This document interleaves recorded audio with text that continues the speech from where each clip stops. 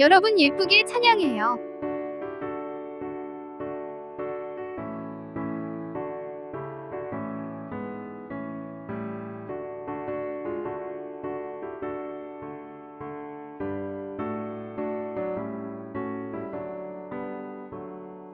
이 세상의 모든 죄를 밝히시는 주의 보혈,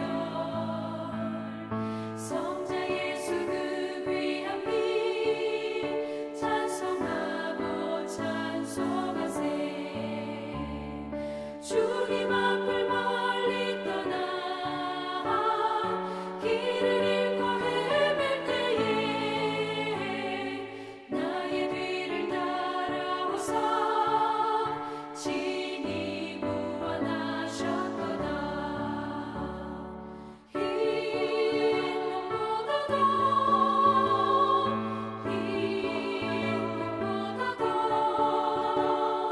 주의 흘리신 보혈로 이게 씻어주옵소서. 가시관을 쓰셨으니 피로 얼굴 물드셨고 십자가에 모진 고통 나를 위해 당하셨네. 말로 형용할 수 없는 구세주의 구속하신 그 은혜와 그 신사랑 찬송하고 찬송하세. 흰눈보다 더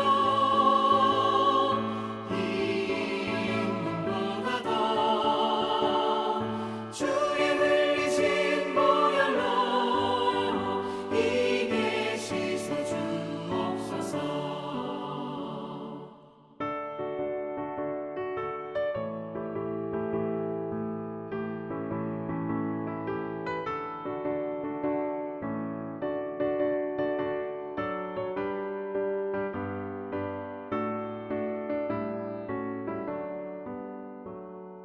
아버지를 멀리 떠나 바른 길을 저버리고 여러 가지 죄악으로 주험받지 되었으니 물 같은 것 가지고는 씻을 수가 아주 없네. 주여 귀한 몸의 피로 날 정결케 하옵소서.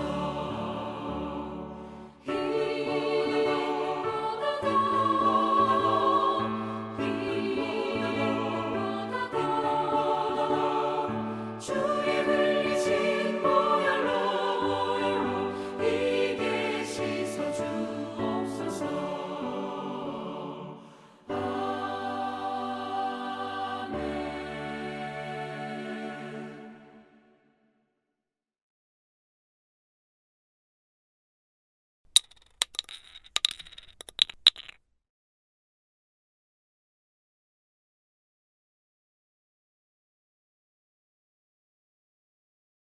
여호와여, 나의 기도를 들어주소서.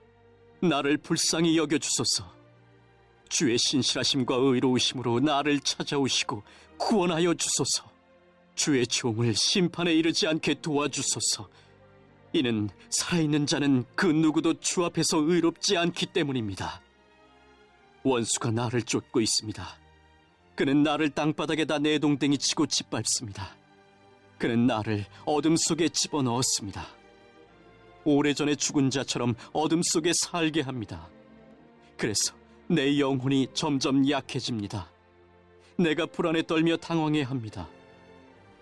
나는 오래전의 날들을 기억합니다. 나는 주께서 하신 일들을 깊이 생각하며 주의 손이 하신 것을 생각합니다. 내 손을 주께 높이 듭니다. 내 영혼이 바싹 마른 땅과 같이 주를 갈망합니다.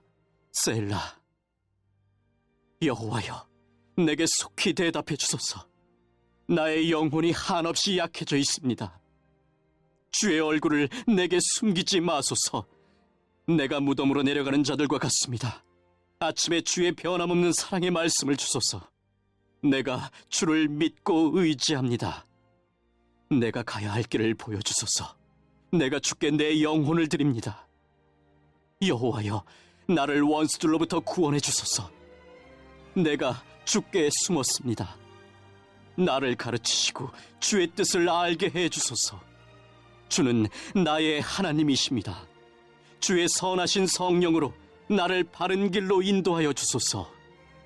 여호와여, 주의 이름을 위하여 나의 생명을 보호해 주소서. 주의 의로움으로 나를 어려움 속에서 이끌어내 주소서. 주의 변치 않는 사랑으로 나의 적들을 잠잠하게 하소서. 나의 모든 적들을 쳐부소서. 왜냐하면 나는 주의 종이기 때문입니다. 이제 설교 시간이에요. 주신 말씀을 가슴 속에 새기면서 들어볼까요? 세 번째 대강조를 맞이하며 주님의 평화가 여러분들 가정 가운데 있기를 기원합니다. 오늘은 시편 143편 1편에서 1절에서 12절까지의 말씀을 가지고 인생교훈서라는 제목을 가지고 여러분들과 함께 은혜를 나누겠습니다. 다윗을 표제로 하는 8편의 시가 있습니다. 138편에서 145편 그렇습니다.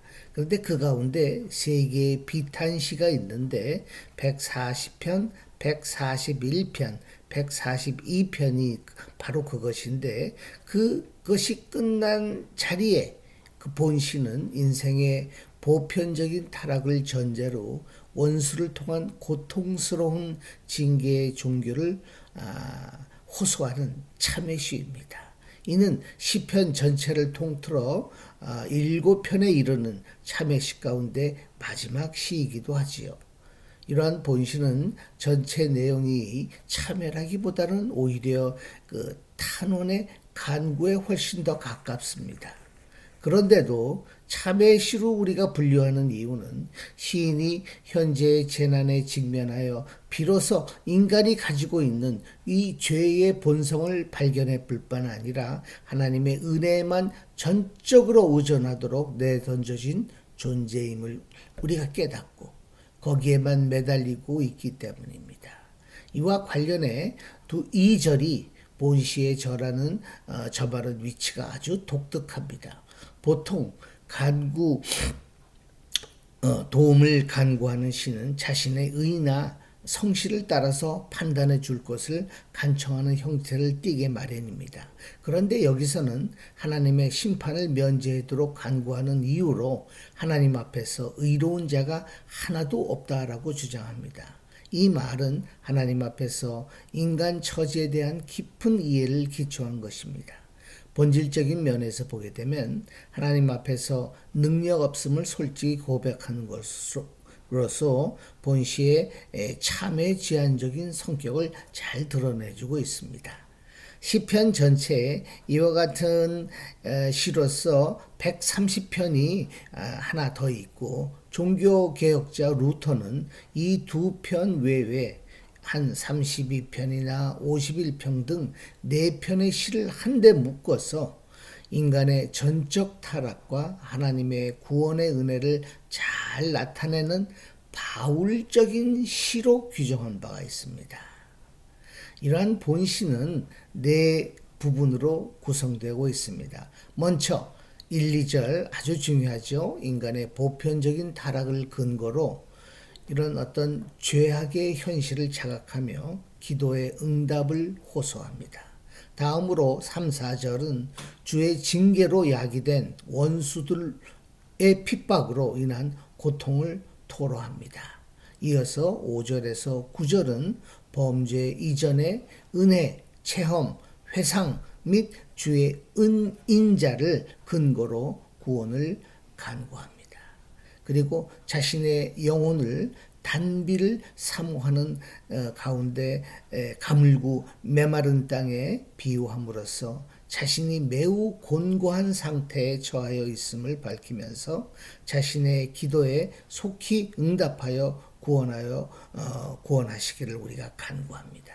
마지막으로 10절에서 12절은 하나님과 시인의 그 특별한 관계를 근거로 하나님께서 시인을 가르치시고는 인도하시고 살리시고 환난에서 건져내 주시기를 간구한 후에 원수들을 멸하는 것을 호소함으로써 끝을 맺는 부분입니다.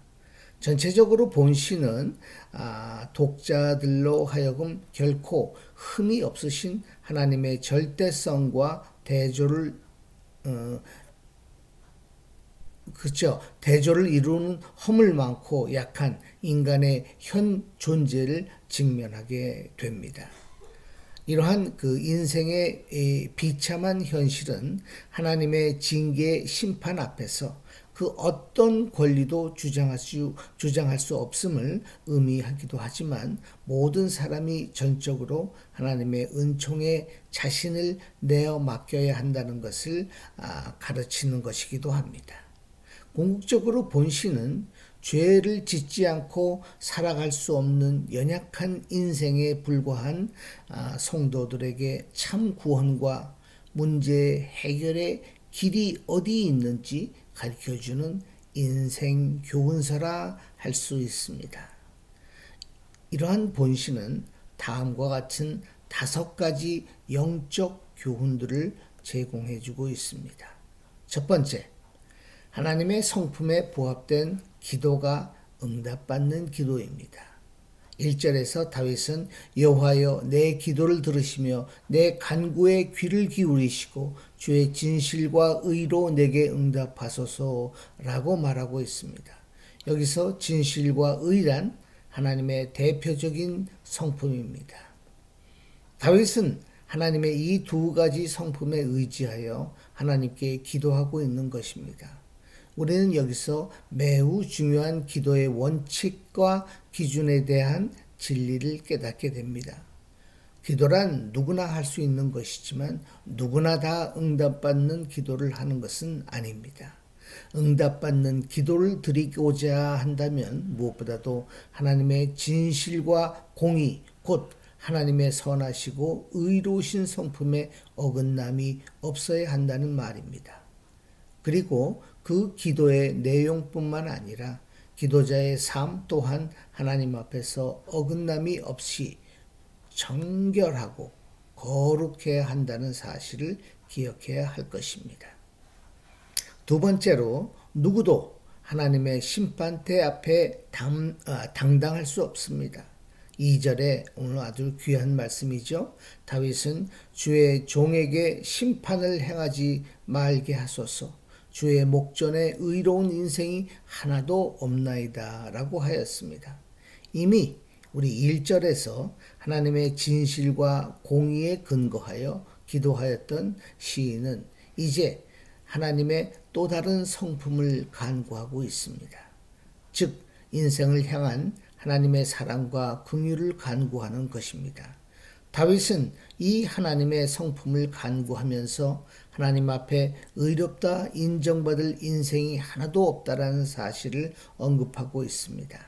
즉 다윗은 하나님께서 인생을 진실과 공의로 다루시고 심판하시는 것을 매우 당연한 일이지만 단지 그것만으로 인생을 다루신다면 살아남을 자가 아무도 없음을 고백하면서 하나님의 자비와 긍휼을 구하고 있는 것입니다.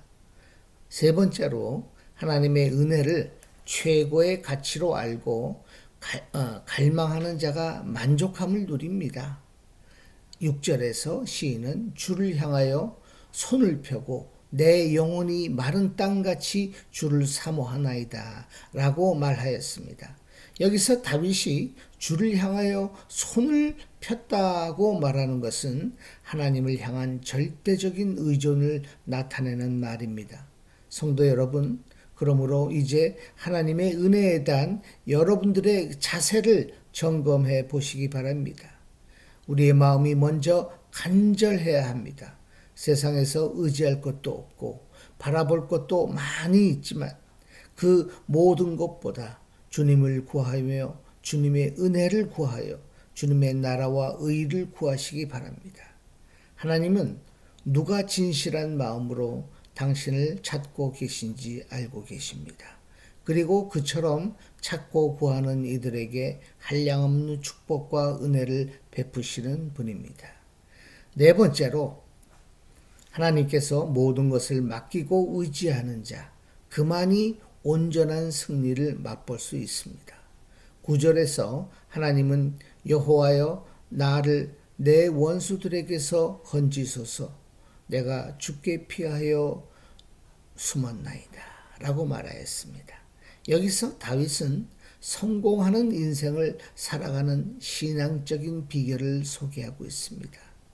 그에게 달려드는 원수들의 규모가 어떠하든지 그의 선택은 주께로 피하여 숨는 것입니다. 이는 그를 구원해 달라는 구원의 요청이기도 하지만 자신을 대적하는 적대자들에 대해 맞서는 방법이기도 합니다. 이처럼 행한 다윗의 인생이 어떠했습니까? 그의 인생은 승승장구하는 인생이며 모든 대적이 다 파멸되고 쓰러졌지만 그만큼은 든든히 서는 은혜를 얻게 되었던 것입니다. 여러분 스스로 싸우려 하기보다 하나님께 모든 것을 내어 맡기십시오. 이처럼 모든 것을 당신의 손에 내 맡기는 자를 하나님은 결코 외면하지 않으십니다. 우리 스스로 싸우고 몸부리치는 것보다 더 크고 영광스러운 승리를 주시는 분입니다. 여러분 모두는 이처럼 하나님께 모든 것을 맡김으로써 승리와 영광을 체험하는 삶을 사시기 바랍니다. 마지막 다섯 번째로 12절에서 다윗은 나는 주의 종이라 말하고 있습니다. 여기서 종이란 완전히 주인에게 예속된 노예를 가리키는 말로서 다윗은 자신이 하나님 앞에 선택된 종이요 이스라엘을 위한 일꾼으로서의 사명을 자각하고 있음을 고백하고 있는 것입니다. 이는 이러한 자신의 위치를 결코 잊지 않았습니다. 그리하여 무슨 일을 행하든지 무슨 기도를 올리든지 무슨 계획을 세우든지 하나님의 종임을 기억하였습니다. 그는 어렵고 힘든 고난의 순간에도 하나님의 품으로 자기의 본분과 의무를 망각하지 않고 하나님 앞에 합당한 삶을 살며 그의 합당한 자세를 견지하고자 온 힘을 기울였던 것입니다. 사랑하는 성도 여러분, 여러분에게는 이와 같은 인식과 행동이 있습니까? 여러분 모두 하나님의 종이라는 분명한 자기 정체성을 가지시기 바랍니다. 하나님의 우리의 뜻을 이루는 존재가 아니라 본질적으로 우리가 하나님의 뜻을 받들고 순종하는 자임을 잊지 말아야 합니다. 주인 대신 하나님은 당신을 섬기는 착하고 의로운 종들을 돌보시며 축복하실 것입니다. 로마서 14장 8절의 말씀으로 설교를 마치고자 합니다. 우리가 살아도 주를 위하여 살고 죽어도 주를 위하여 죽나니 그러므로 사나 죽으나 우리가 주의 것이로다. 아멘. 오늘 주신 말씀을 기억하면서 다음 내용을 서로 묵상해 봐요.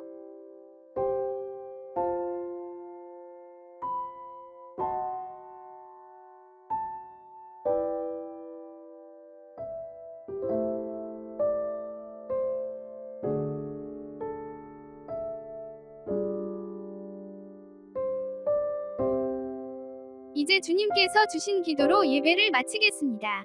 정성껏 마음 모아 기도합시다.